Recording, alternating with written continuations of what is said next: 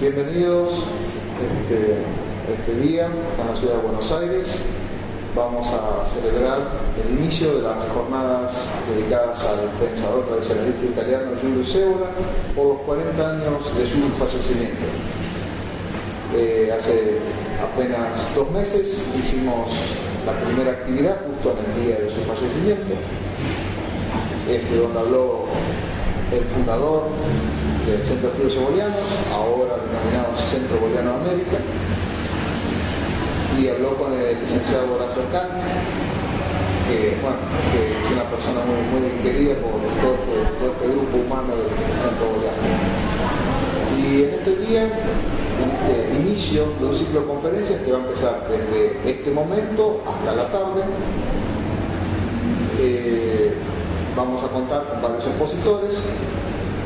Y la inauguración de este encuentro va a estar a cargo del licenciado Marcos Río, y luego tenemos la enorme alegría de recibir acá al profesor César Ranquetá de Brasil.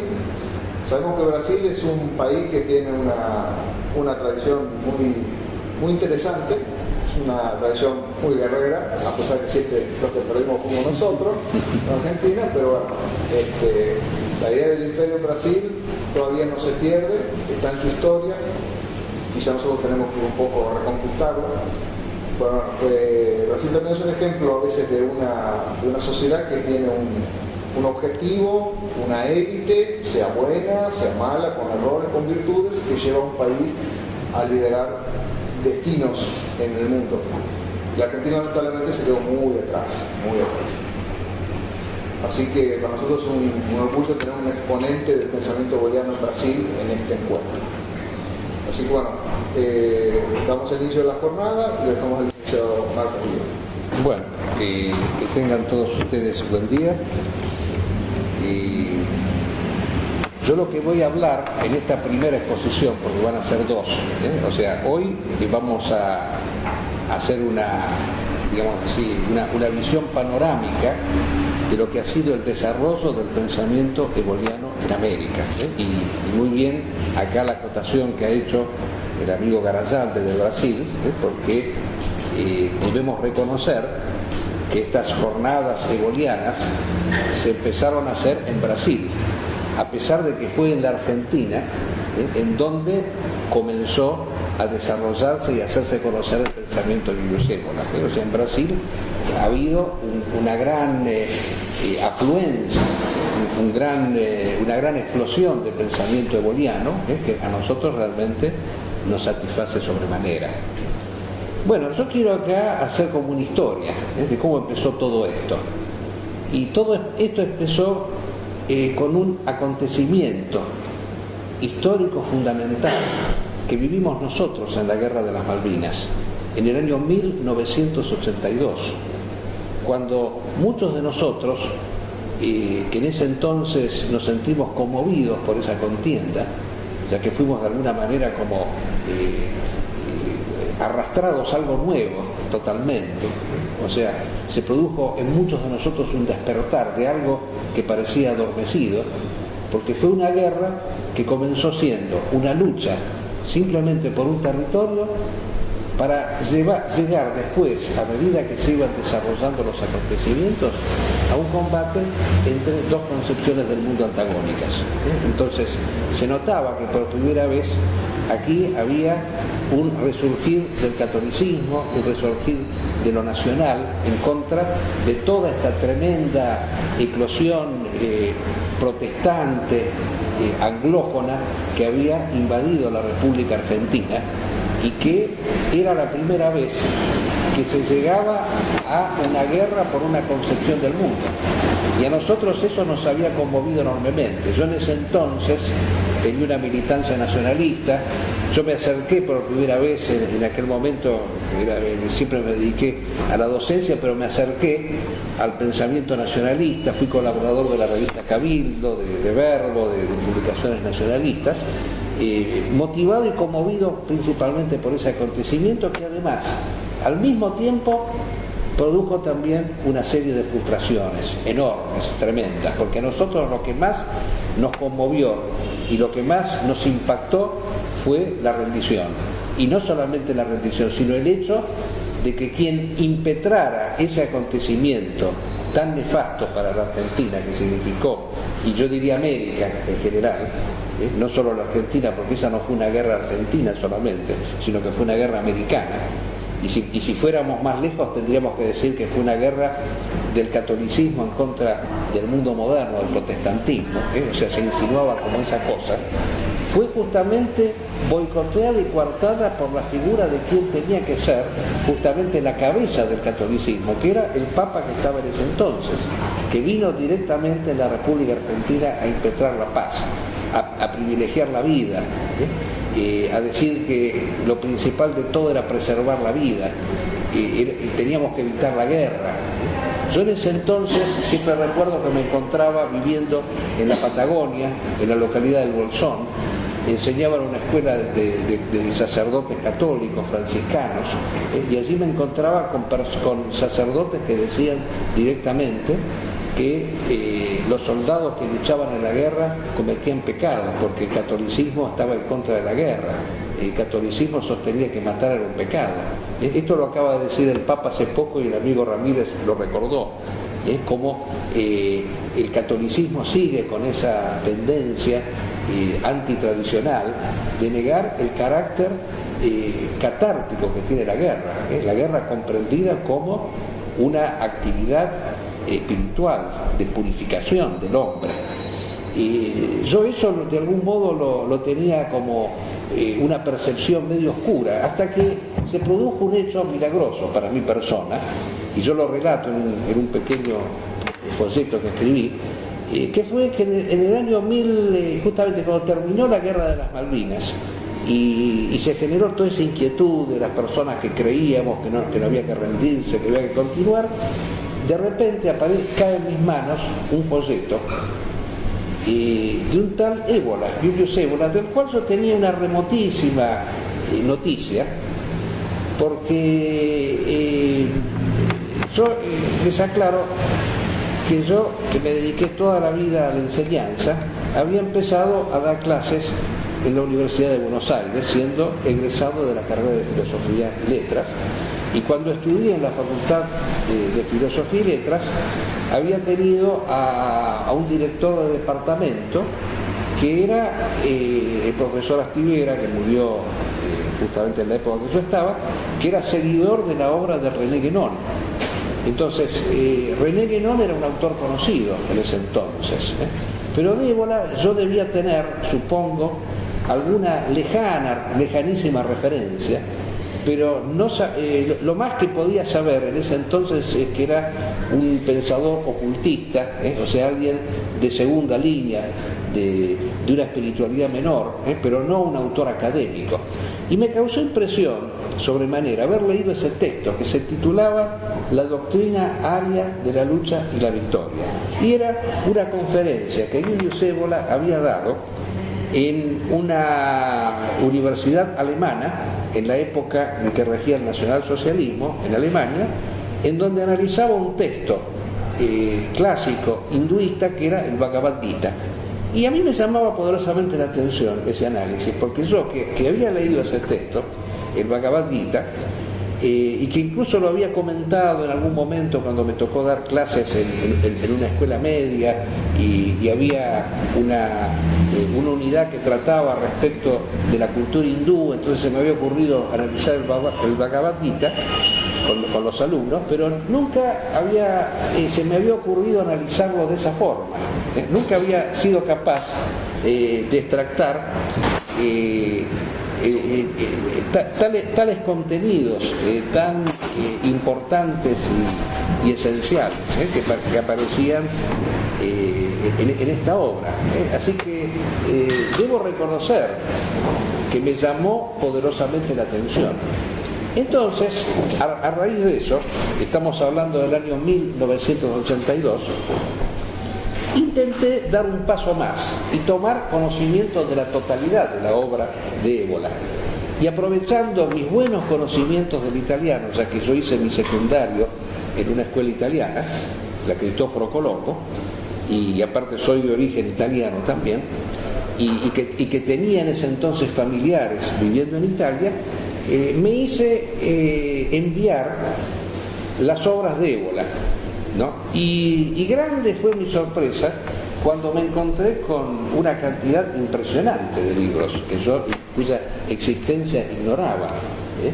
Y cuando empecé a leerlos me di cuenta que era un autor de altísima profundidad y empecé a preguntarme cuáles podían haber sido las razones por las cuales esa obra estaba totalmente inédita en lengua castellana, salvo algún libro suelto, se había traducido, después me enteré, El misterio del Grial, se había traducido la tradición hermética, pero no se había pasado de allí y no se había ido a los textos esenciales de él, tales como Imperialismo pagano, Rebelión contra el mundo moderno, Los hombres y las ruinas, y podríamos seguir abundando en muchos más. Entonces, ahí empecé a preguntarme un poco cuáles eran las causas por las cuales esto no había sucedido nunca. Entonces, frente a esta circunstancia, me propuse, como primer paso, traducirlo y editarlo al castellano, y empezar por la obra principal, que era Rebelión contra el mundo moderno. Pero inmediatamente me encontré con reparos. Y allí ya me fui dando cuenta de dónde venían los problemas.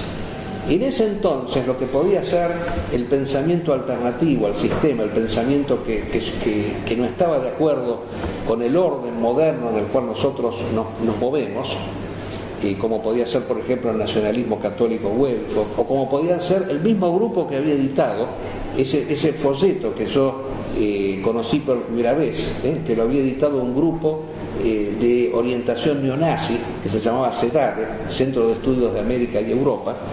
Esos grupos, indudablemente, sea de un lado como de otro, había una cierta animadversión hacia la figura de Évola. En todo caso, lo que podían hacer grupos como los neonazis era traducir o dar a conocer las partes menos esenciales de la obra de Évola, aquellas partes en donde, por ejemplo, se resaltaba el carácter guerrero, aquellas partes en donde, por ejemplo, se ensalzaban ciertas posturas críticas con respecto al sistema, pero no en ningún momento se podía aceptar difundir la obra metafísica, porque justamente el nazismo, y especialmente en esos autores, en esas corrientes neonazis, era pagano, pero de un paganismo que Évola criticaba, porque indagando la obra de Évola, analizándola,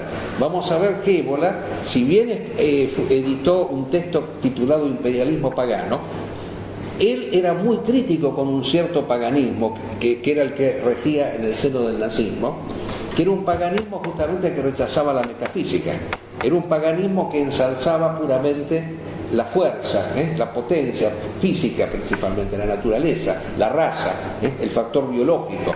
Y si en algún momento hablaba del aspecto espiritual, lo consideraba subordinado al elemento biológico racial.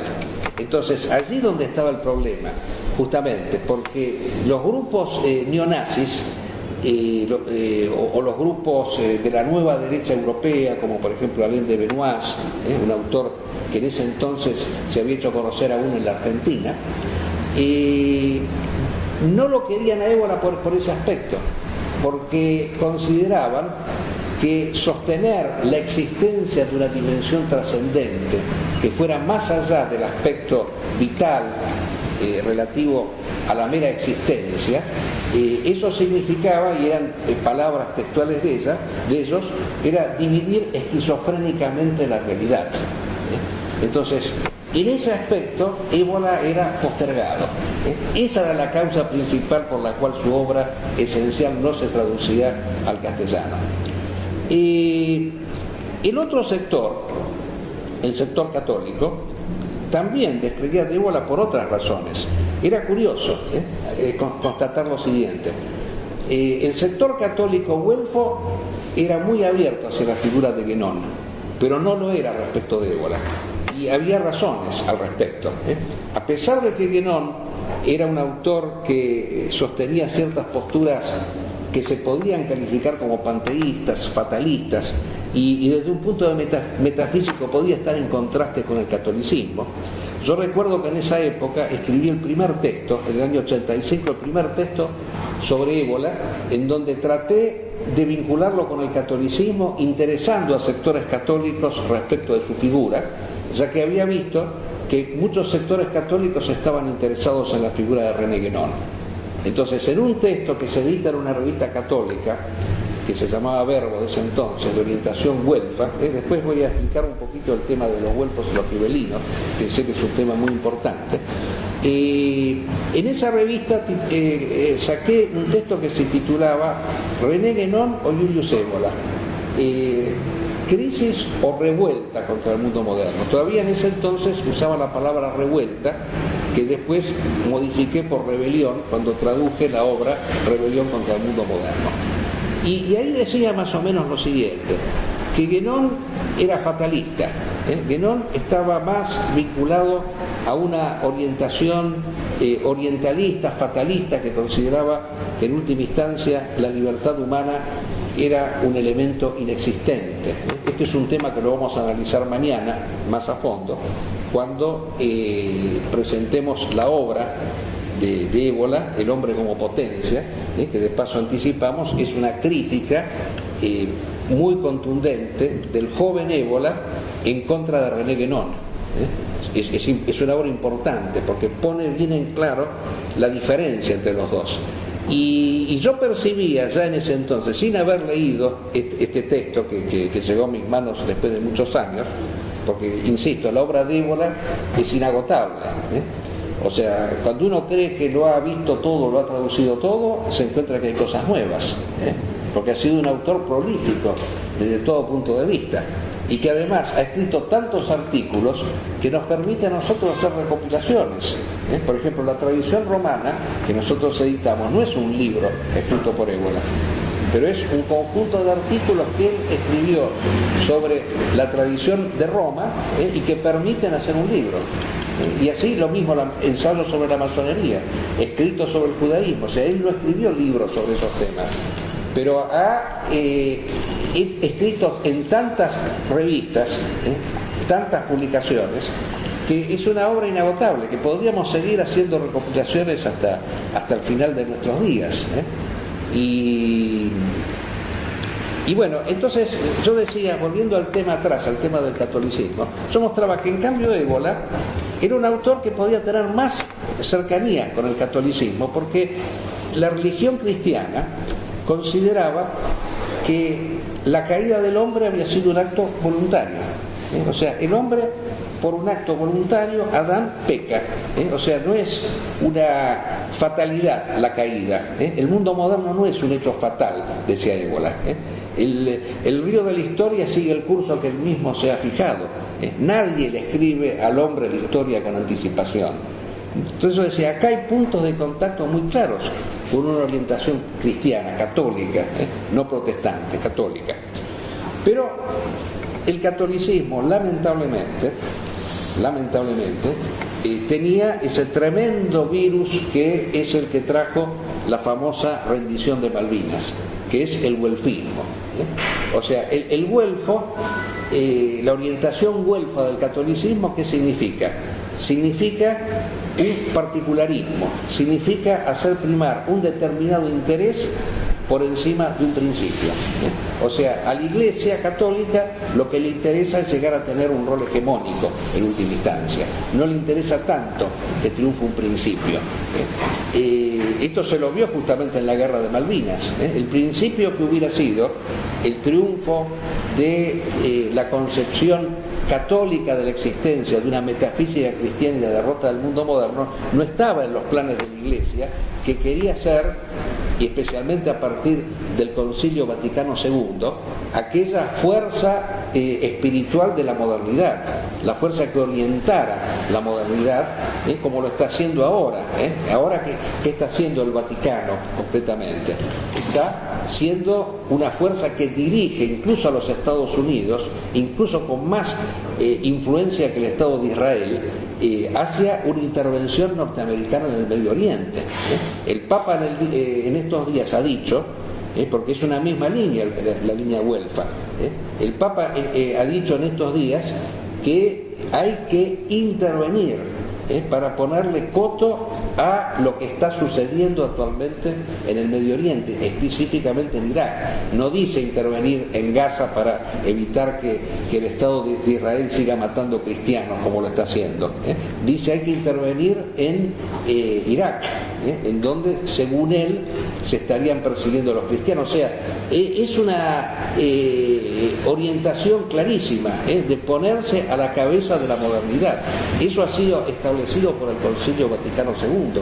No negación del mundo moderno, no negación del mundo moderno, no rebelión contra el mundo moderno, sino cristianización del mundo moderno. Esa sería la idea, O sea, un mundo moderno que acepte al cristianismo como una dirección espiritual, o sea, que sea de alguna manera una autoridad por respecto a los gobernantes del mundo, ¿no? Esa es la tesis principal. Entonces, cuando aparece una concepción como la de Ébola, que plantea un principio fundamental, cuando uno analiza la obra de Ébola, Rebelión contra el mundo moderno, ahí están planteados los principios con una claridad meridiana. Él dice, hay dos orientaciones posibles, o la moderna o la tradicional. No hay una tercera posibilidad.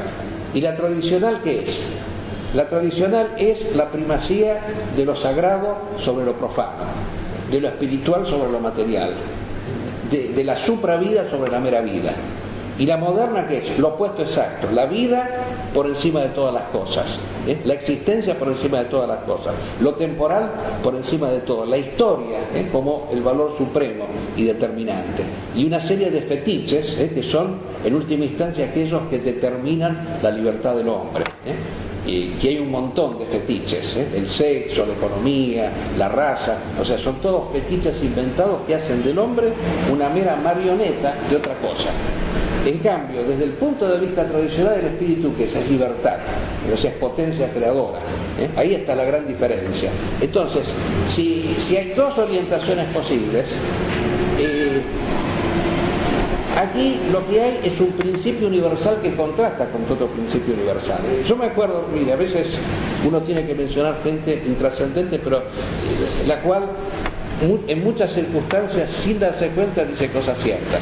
Por ejemplo, acá en la Argentina tenemos un autor que se llama Sebrelli, que ha escrito un libro en donde ha dicho que lo que contrasta la modernidad con los que niegan la modernidad, porque él hace una defensa de lo moderno, dice, la modernidad, ¿qué es? Es universalista. En cambio, los que están en contra de la modernidad, pero ¿a quién se refiere así? Se refiere a estos grupos que nosotros mencionamos, la nueva derecha, los neonazis, y podríamos decir también los güelfos, son particularistas.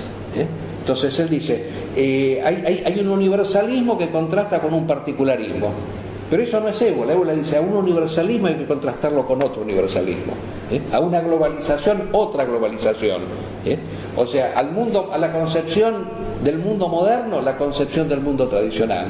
Entonces esto asocia de alguna manera a Ébola con otro autor, que era justamente René Guénon, pero desde otra perspectiva, que es sostener el otro principio concurrente, la unidad trascendente de todas las grandes religiones. O sea, todas las religiones tienen un fondo común metafísico. Entonces ese fondo común compartido tiene que estar, digamos así, llevarnos a la unión, a todos, en contra de la modernidad. Mientras que la modernidad es un todo que también se une, las Naciones Unidas agrupan a todos los modernos, la UNESCO, así, hay una serie de organismos que los agrupan. Los tradicionales de todas las religiones, como hemos hecho nosotros con el amigo Mahdi y otros, el Frente Cristiano Islámico, o sea, nos tenemos que unir con principios comunes. O sea, ¿cuáles son esos principios comunes? Lo sagrado sobre lo profano, Dios sobre la mera vida, la supravida por sobre la mera vida. Entonces, todo esto nos une.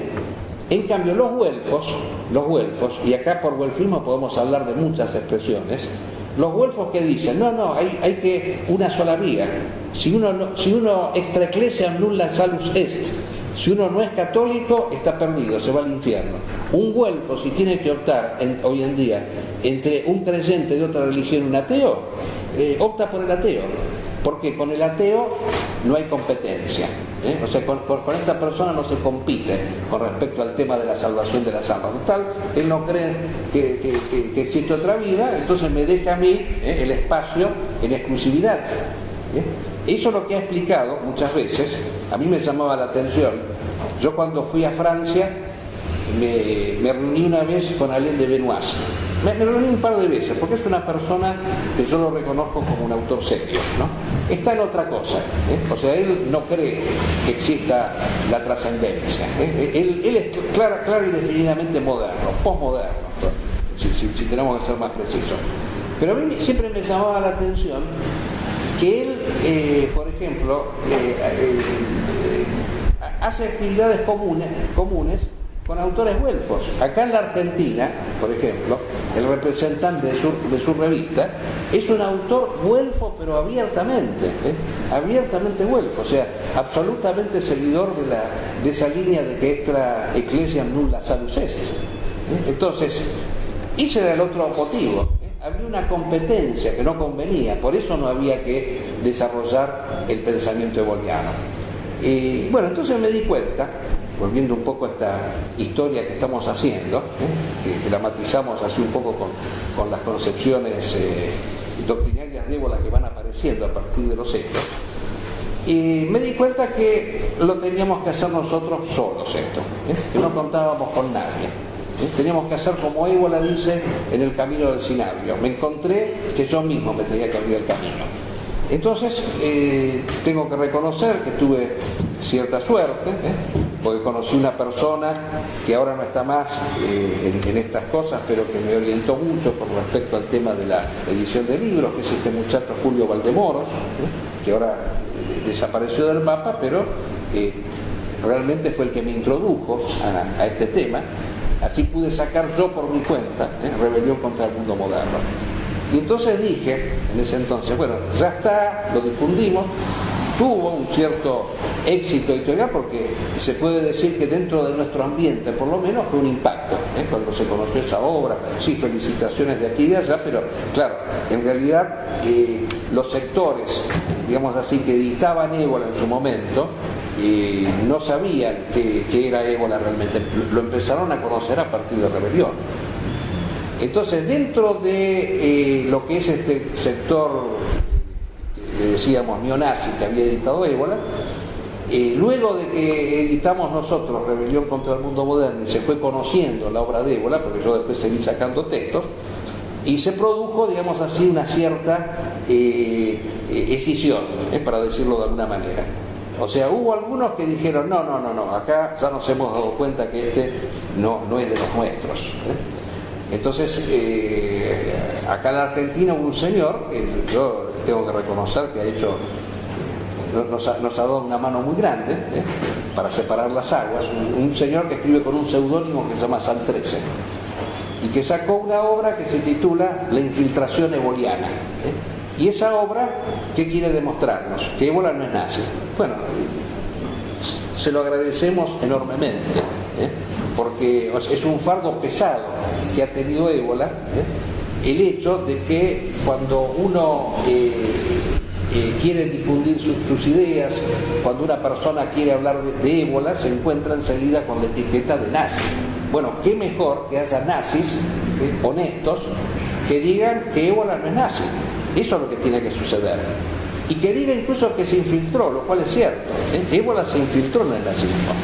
Esto hay que tenerlo presente.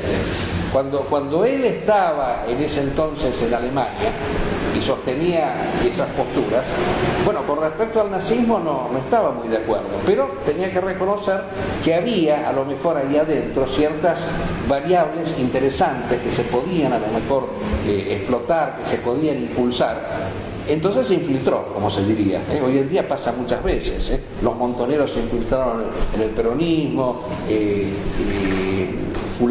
hubo trotskistas que se infiltraron en el Partido Comunista, en fin, a veces pasan estas cosas. Entonces él ingresó allí y trató de hacer una tarea doctrinaria mostrando que había otra manera de concebir a la raza, que no era la perspectiva biológica, que era la de Rosenberg, ¿no? Y que había una perspectiva espiritual. O sea, trató de llevar, justamente como Évola no era un autor fatalista, él no consideraba como Guénon que el mundo moderno se iba a terminar solo, sino que había que terminarlo. Entonces él actuaba. Entonces ahí trató, dentro del nazismo, de generar una corriente que, a partir de la aceptación de que existen razas, de que los hombres no son iguales, como dice el liberalismo, todos somos iguales. No somos iguales, somos diferentes. Pero lo que pasa que, ¿cuál es la desigualdad principal? La desigualdad principal es a nivel espiritual, principalmente. Ya lo decía Platón, hay personas que saben y que tienen que gobernar, que se pueden gobernar a sí mismos, entonces pueden gobernar al resto. Y hay otros que no, que necesitan que los gobiernen. Es una cosa natural, simplemente observarlo. El único que comete el absurdo de considerar que eso no sucede es el sistema actual, que considera que todos valemos por igual un voto. Absurdo eso totalmente, porque no puede valer igual la opinión y el voto de un sabio que el de un adolescente. Eso es la cosa indudable, que no resiste al más mínimo análisis. Y entonces, pero esa desigualdad es principalmente a nivel espiritual. Entonces la raza es, según Évola, una categoría fundamentalmente espiritual, e intentó dentro del nazismo llevar adelante una obra que fue importante, porque nosotros podemos decir que el nazismo alcanza de alguna manera a corregirse, alcanza a pasar, como un poco como la guerra de las Malvinas, de haber iniciado una guerra por un nacionalismo, por una reivindicación racial, el dominio de Alemania sobre Europa, por ejemplo, o la unión de todos los alemanes en una sola nación, y terminar la guerra como una lucha por una concepción del mundo. Entonces, si al principio el nazismo, las SS fueron solamente de arios germánicos, rubios de ojos azules, luego terminó ya en los últimos tiempos con un movimiento que agrupó a personas de todas las razas, que así tiene que ser en última instancia, porque lo que distingue a las personas es el elemento espiritual, no el elemento físico. Eso es lo que no entienden justamente los que todavía se aferran al nazismo. Para el nazismo, y acá tenemos polémicas a veces en ciertos foros, se puede ser solamente espiritual si se es ario, y si no, no se es espiritual. Si uno tiene la desgracia de nacer semita, nunca va a ser espiritual, va a ser nada más que psíquico. Esto es lo que dicen estas personas. Ahora, yo lo que quería llegar era lo siguiente, que hubo algunos nazis que se dieron cuenta y entonces empezaron a tomar distancias de bolas, pero hubo otros, de los cuales hablaremos mañana cuando analicemos más a fondo el tema del libro, que siguen todavía diciendo, de una manera muy deshonesta, que Évola es lo mismo que el nazismo. Siguen todavía diciendo que Évola, cuando se refería a raza espiritual, se refería a los indoeuropeos. Siguen todavía diciendo de que Évola sostiene que no puede haber diferencia entre lo físico y lo espiritual, cuando justamente, como demostraremos, es exactamente al revés. Es el espíritu el que forma el cuerpo, y no el cuerpo el que forma el espíritu. O sea, lo que hace de importante a la tradición es considerar esa dimensión trascendente espiritual que existe en el hombre. Ese es el elemento fundamental. Y no haber, como dicen estas personas falsamente, haber manifestado que lo principal es lo racial entendido físicamente. Ellos hacen una escala. Existen los hombres espirituales, que serían los arios, los indoeuropeos, los psíquicos, que serían los semitas, y después los negros, que serían prácticamente animales, casi animales. Bueno, esto es una aberración que Évola nunca ha sostenido. Desgraciadamente, tenemos personas que todavía dicen que ¿Qué tal? ¿Qué tal? Que Ébola sostiene todavía estas cosas. Bueno, entonces, a nosotros lo que nos sucedió entonces, sigo narrando cómo se desarrollaron los acontecimientos, es que una vez que traducimos Rebelión y los hombres y las ruinas, dijimos, bueno, ahora vamos a ir a Europa para ponernos en contacto con los ebolianos. Y porque yo consideraba todavía que había una escuela eboliana y yo estaba dispuesto a subordinarme como un soldado, porque evidentemente yo llegué tarde a todo esto. Yo lo conocí cuando era grande, ya tenía 40 años más o menos. Y como insisto, no lo conocí en la facultad, o sea, para mí fue todo un hallazgo novedoso. Y entonces me fui a Italia y dio la casualidad que justo llegué a Italia cuando se cumplían los 50 años de la muerte de Benito Mussolini, ¿no? Entonces asistí a muchos eventos, homenajes que se hicieron. Y como Ébola había tenido dentro del movimiento fascista una cierta, digamos así, recepción, pero con muchos condicionamientos, es importante ver las críticas que Ébola realiza al fascismo en su obra Más allá del fascismo. Él me puse en contacto con los grupos que se reivindicaban de alguna manera como seguidores de Ébola. Justo el movimiento fascista se había dividido en dos en ese momento, ¿no? Y el que dirigía el sector más ortodoxo, que era el señor Pino Rauti, se consideraba a sí mismo como seguidor y discípulo de Ébola. Así que cuando yo fui y me presenté ante él y dije que era el traductor de Rebelión contra el mundo moderno al castellano, bueno, me recibió muy bien. Pero después me fui dando cuenta, a medida que iba tratando con él, que ahí había una influencia y una orientación que no era la de Ébola, porque yo notaba que este grupo tenía una clara desviación hacia la izquierda, o sea, ahí el razonamiento que se hacía era más o menos el siguiente: el comunismo cayó, la izquierda ha dejado de ser revolucionaria, entonces ahora nosotros tenemos la gran oportunidad de ponernos a la cabeza del movimiento obrero, para ser los nuevos revolucionarios, los que ocupan el lugar vacío dejado por la izquierda. Más o menos era ese el razonamiento. Y ahí por primera vez tomé conocimiento de este autor famoso, Dugin, que ya en ese entonces, en el 95, estaba, que era muy joven, porque no debía tener 30 años, era el ideólogo de un movimiento llamado nacionalcomunismo, que conozco por primera vez en Italia, cuando voy allá, y quedo asombrado de ir a reuniones de fascistas, ¿no? Y encontrarme con que se reivindicaban al Che Guevara, se consideraba que los desaparecidos argentinos eran camaradas de ellos, pero entonces, o sea, se dio como un cortocircuito, porque me invitaron, todavía recuerdo, en la ciudad de Milán, y como la Argentina siempre fue un tema que interesó por Perón o por el Corralito, en fin, siempre había algo de la Argentina que suscitaba un cierto interés en el público europeo. Me invitaron a hablar de la Argentina y en determinado momento yo veía ahí un público medio raro, así medio pelo largo, así, en fin, que no parecía de ser de nuestra orientación, que me preguntan qué opinaba del Che Guevara, ¿no? Siempre me acuerdo de esa anécdota, ¿no?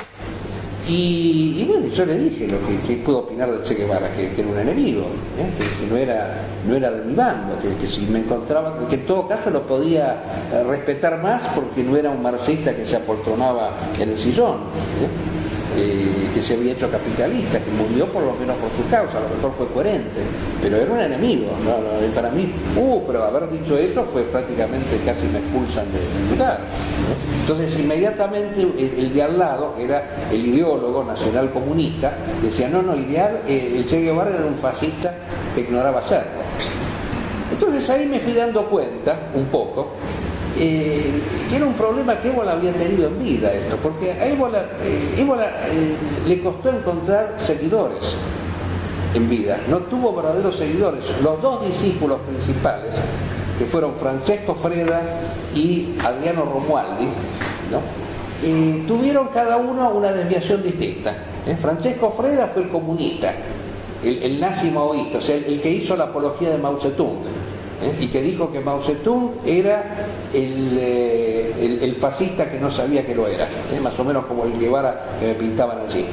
Y hay un texto de Évola muy interesante, que está ahí en Los hombres y las ruinas, titulado La infatuación maoísta, en donde Évola critica rotundamente esta desviación. Y Freda le contesta con otro texto que se titula La infatuación atlantista, en donde lo critica a Évola por ser seguidor de los Estados Unidos, porque considera que criticar al comunismo es necesariamente ser pro-norteamericano. Y dice disparates semejantes, que sería interesante recordarlos. Freda llega a decirle, dice, suponer que China se convierte en un país capitalista es una cosa absurda. ¿Qué tenemos actualmente? O sea, Évola es un profeta, vio mucho mejor que muchos de sus contemporáneos. Y luego estaba este otro muchacho joven que muere en un accidente de tránsito, y al cual Évola le tenía mucho respeto, mucha admiración, porque era un chico que había leído mucho, que era una persona muy instruida, que era Adriano Romualdi. Pero Romualdi tuvo otra desviación, que Évola también se la critica. Romualdi se había hecho muy adepto de ciertas vertientes neonazis, como por ejemplo Günther, y esa obra que Günther escribe, Religiosidad indoeuropea.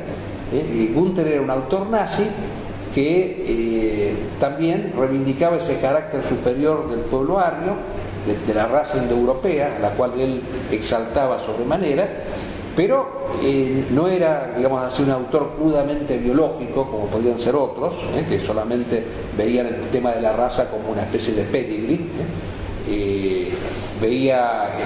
Exaltaba valores espirituales, pero no dejaba nunca de asociarlos con el sustrato biológico, y llegaba a decir, por ejemplo, Évola se lo critica, dice, el budismo surge de pueblos arios que degeneran debido a el tremendo clima caluroso que existe, que hace que las personas se conviertan en perezosas. En cambio, los pueblos fríos, los pueblos arios principalmente, son aquellos que, porque están en actividad permanente, entonces son superiores en ese aspecto. Los otros están destinados a ser pueblos sometidos. Ese era más o menos el razonamiento. Entonces, esa actitud pro-indoeuropeísta, exaltada por Romualdi, pretendido discípulo de Évola, es criticada levemente por Évola, porque no hay un texto contundente en contra de Romualdi, por las razones sencillas que acabo de mencionar. Romualdi muere muy joven. Romualdi es una persona que muere en un accidente de tránsito, y Évola no alcanza a tener, digamos así, un embate, pero escribe un texto crítico de la obra de Günther, Religiosidad indoeuropea, prologada y traducida por Romualdi.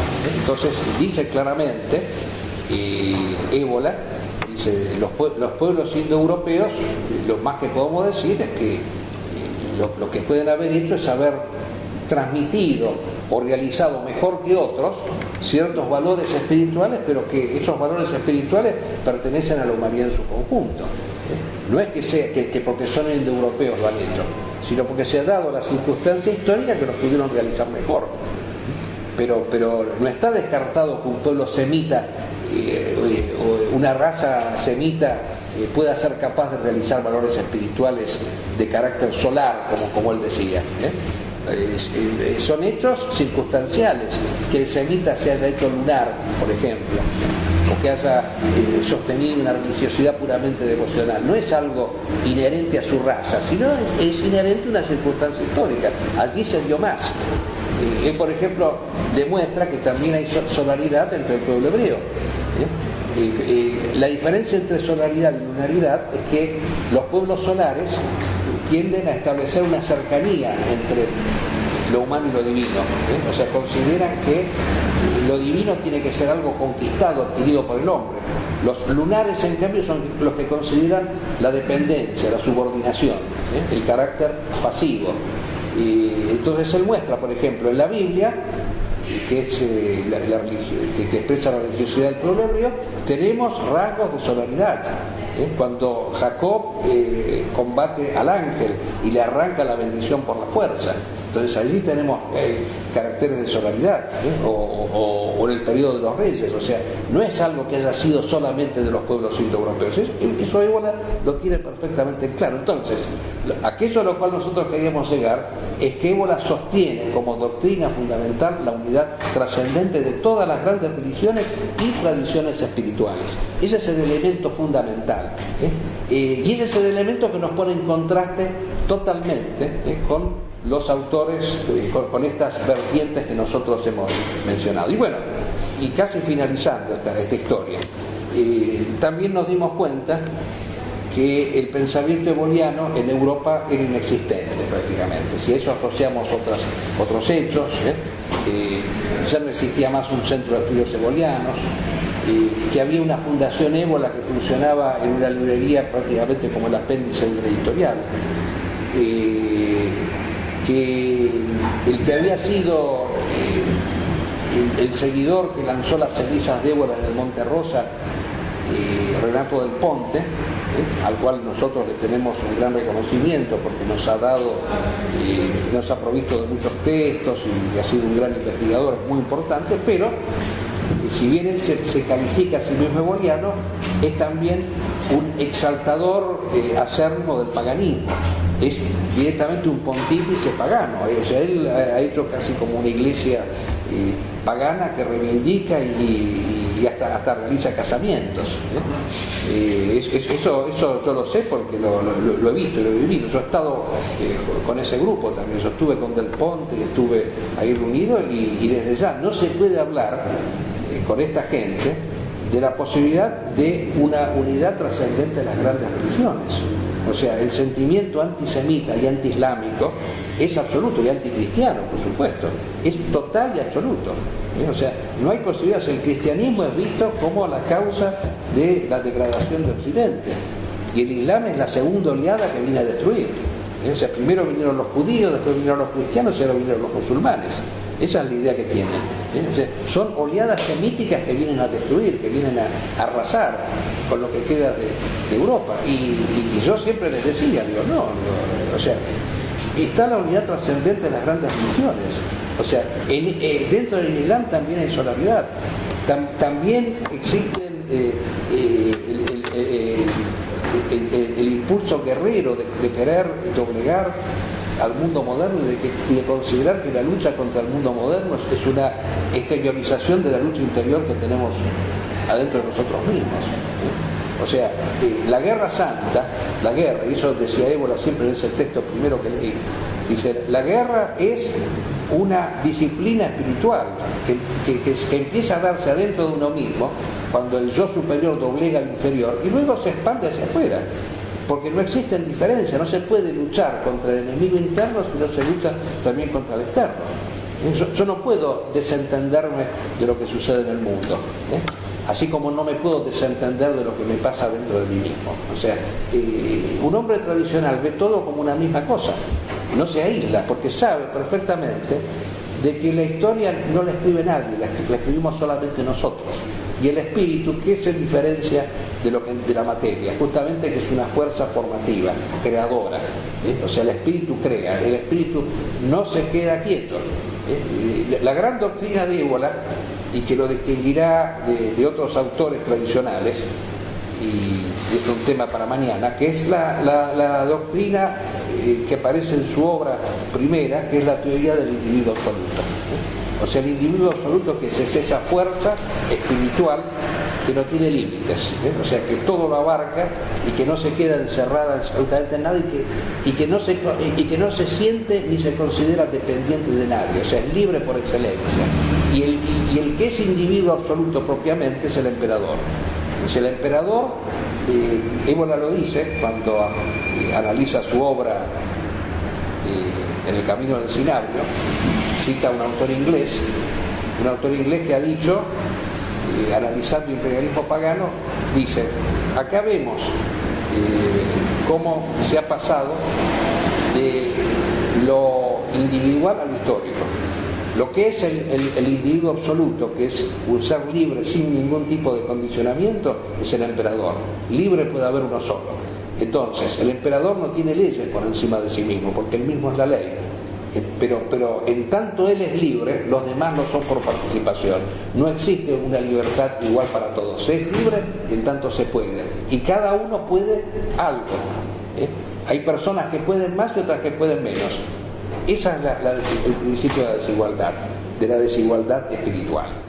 Bueno, y decíamos que cuando nosotros volvimos nos dimos cuenta de que la obra de Ébola tenía que desarrollarse principalmente en América, porque no teníamos de ninguna manera los condicionamientos que tienen en Europa. No teníamos fenómenos inmigratorios que nos hicieran tener recelos hacia los musulmanes, y no considerábamos que el cristianismo nos hubiera destruido absolutamente nada, porque en todo caso si hubo actitudes inquisitoriales hacia los pueblos originarios, fueron producidos por un sector del cristianismo que fue la Iglesia. Los emperadores nunca concibieron esa actitud cerrada y sectaria, exclusivista, welfare. Entonces un catolicismo gibelino es perfectamente rescatable y desarrollable en este continente, no así en Europa, lamentablemente. Pero el otro fenómeno, del cual seguro que el amigo Ranquetano va a hablar, es el que tenemos en Brasil, que es la presencia tan activa del otro desvío del ebolianismo, que es el nacionalcomunismo a través de esta figura Dugin, que ha hecho pie en Brasil y que nos ha llamado poderosamente la atención, porque fíjense ustedes que a partir de esta obra que iniciamos nosotros por nuestra cuenta tuvimos grandes satisfacciones de haber visto que el pensamiento de Ébola se expandió por toda América. O sea, tenemos lástima que no vino el amigo Francisco de Ecuador, pero en Ecuador tenemos un interesante pensador eboliano, muy importante.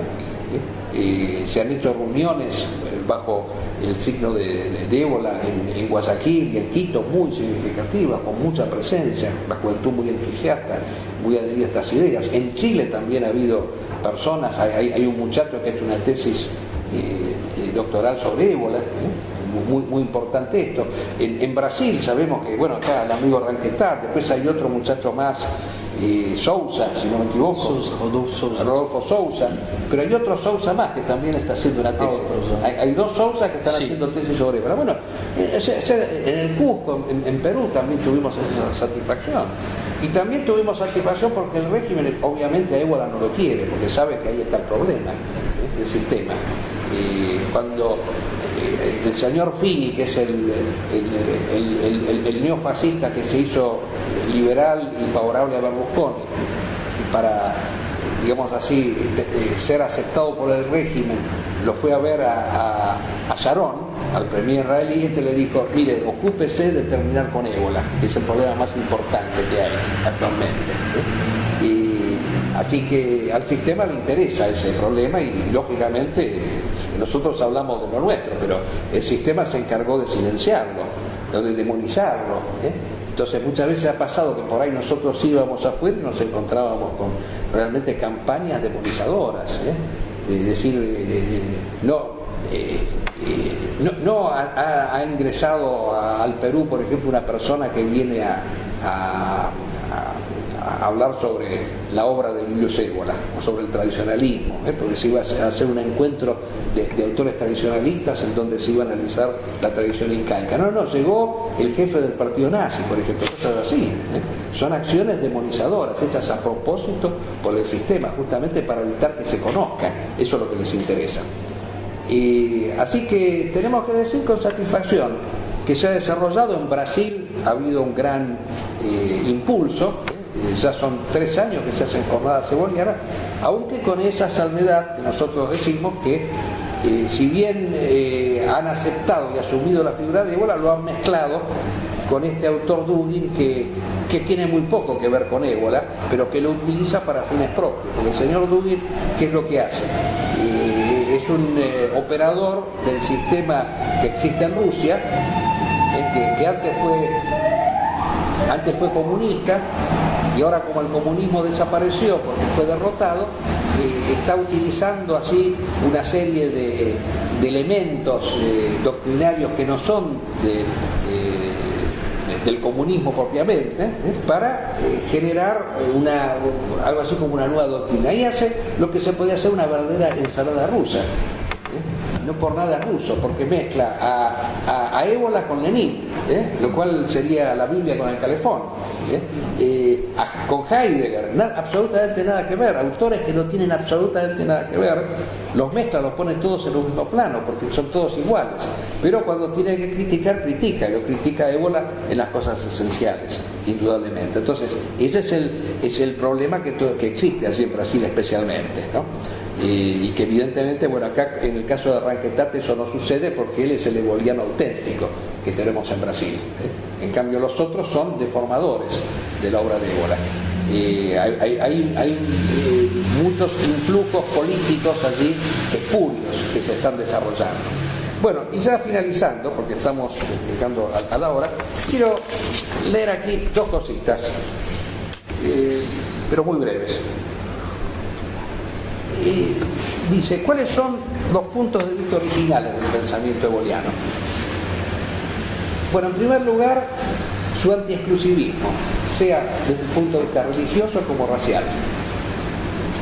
O sea, su rechazo por igual sea hacia un conformismo racista como hacia un conformismo religioso. Dice, no es necesario ser católico para salvarse, no es necesario ser de raza blanca para descubrir la dimensión espiritual en uno mismo.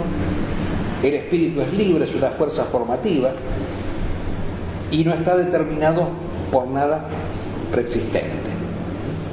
Esto yo creo que es lo principal. Los acontecimientos históricos no son fatales. Nadie hace la historia por nosotros, allí donde está la diferencia con Guénon. Pero no solamente está esta diferencia con Guénon, sino diríamos que está esta diferencia con el pensamiento moderno en general, justamente en la idea antifatalista. Ébola dice, no es verdad que nosotros hemos sido obligados a existir. No es verdad que la existencia es una cosa que encontramos nosotros, sin haberlo querido por nuestra voluntad. Y yo el otro día, mientras analizaba esto y trataba de acordarme de cuando era alumno en la facultad, me encontré con un viejo apunte. Esto después se lo vamos a decir a Pinter mañana cuando venga.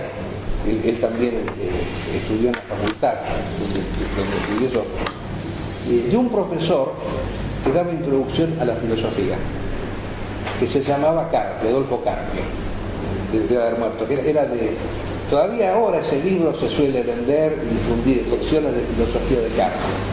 Y Carpio era un autor seguidor de Heidegger, heideggeriano, y todo su texto terminaba en Heidegger. Y terminaba con este pensamiento que yo quiero leer aquí, para demostrar justamente cómo es un pensamiento absolutamente antitético de lo que Julius Evola sostenía. Dice Adolfo Carpio en su obra, después de haber analizado toda la filosofía anterior, y llega a Heidegger, y llega justamente a lo que él dice que es el gran descubrimiento y la gran revolución existencialista. Dice, en nuestra época el hombre ha llegado a una conciencia honda y muy trágica de la finitud de su propia condición. La noción filosófica de existencia es una noción llamada a acabar con esa ilusión del poder absoluto que el hombre se arrogaba a sí mismo. Y dice lo siguiente, dice, el hombre no domina su existencia, no es amo de su existencia, sino que es algo que en cada caso se nos ha dado sin habérsenos pedido opinión. Yo no he elegido existir, sino que me he encontrado existiendo de pronto. O sea, justamente eso es lo opuesto exacto de lo que dice Ébola. Ébola dice, no, yo elegí existir. O sea, no es una casualidad de que yo haya elegido existir. La existencia existe por una decisión trascendental que existía antes de esta misma existencia. O sea, así como existe una vida, existe un antes de la vida, una previda y un después también. Y la existencia, ¿qué es? Es algo elegido como una prueba, así como la guerra. ¿Por qué elegimos la guerra? Porque nos queremos probar a nosotros mismos, porque queremos purificarnos. O sea, estamos aquí no por una casualidad, sino porque lo decidimos. Y esa es la libertad, ese es el individuo absoluto. El espíritu que no tiene límites, o sea que nadie le ha impuesto absolutamente nada. Y termino. Dice, de pronto, quiere decir que es un hecho inexplicable, totalmente irracional la existencia, totalmente impermeable a la razón, circunstancias que nosotros no hemos elegido. La razón no puede dar cuenta de ese hecho bruto que es la existencia. Dice, cuando preguntamos el por qué, dice, esta pregunta carece de respuesta. No, para Évola tiene una respuesta. Dice, el hombre se siente impotente ante este hecho. Bueno, justamente, como decíamos, al revés. Ante el existencialismo, que es la consecuencia última de la filosofía, compartido por todos los autores, Alain de Benoist también está en esta perspectiva, o sea, la posmodernidad, que es la herencia del existencialismo, es eso.